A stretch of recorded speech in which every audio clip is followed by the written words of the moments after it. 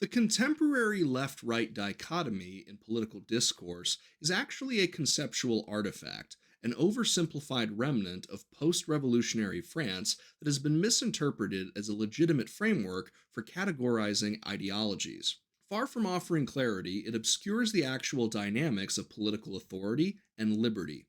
Contrary to conventional academic consensus, fascism was not the philosophical antipode of socialism.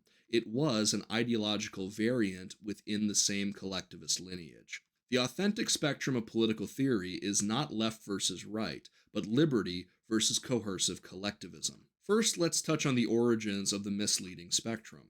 The left right spectrum originated in the French National Assembly during the Revolution, wherein delegates were physically seated according to their political inclinations, radicals to the left, traditionalists to the right. What was once a seating arrangement evolved into a heuristic, albeit a deeply reductive one, that came to dominate political taxonomy in modern discourse. However, the spatial metaphor has proven inadequate for analyzing the philosophical underpinnings of political ideologies.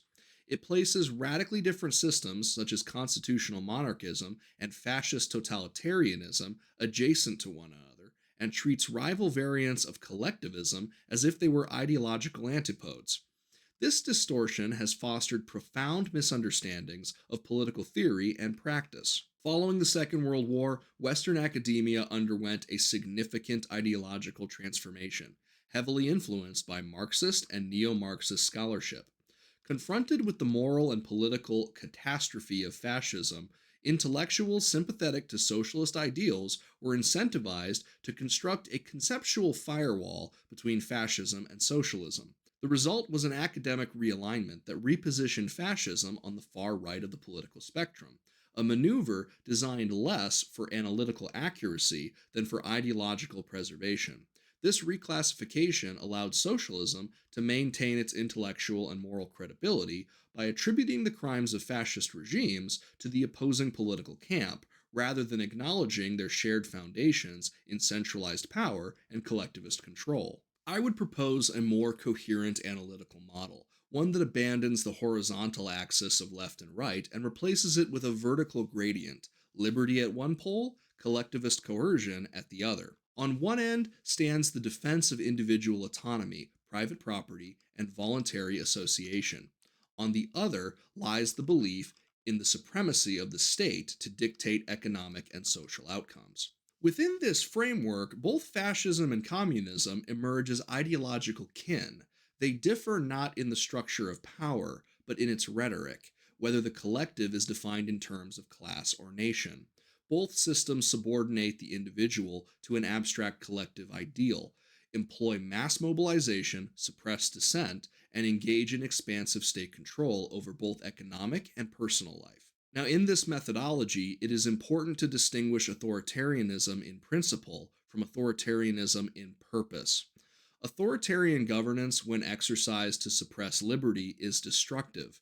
But in rare historical instances, such as the Chilean transition under General Pinochet, authoritarian measures were used to dismantle collectivist institutions and restore economic and civic freedom. The evaluative question, then, is not whether authority is exercised, but in the service of what ends, the expansion or the erosion of liberty.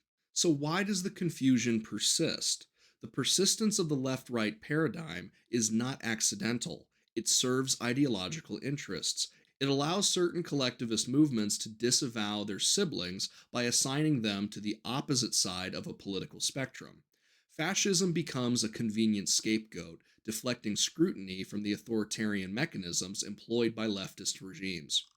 Moreover, critics of collectivism are frequently maligned as sympathetic to fascism merely for defending individual liberty and market economies, positions which are, in fact, antithetical to fascist doctrine. This rhetorical maneuver conflates genuine advocates of decentralization with historical regimes founded on the worship of the state.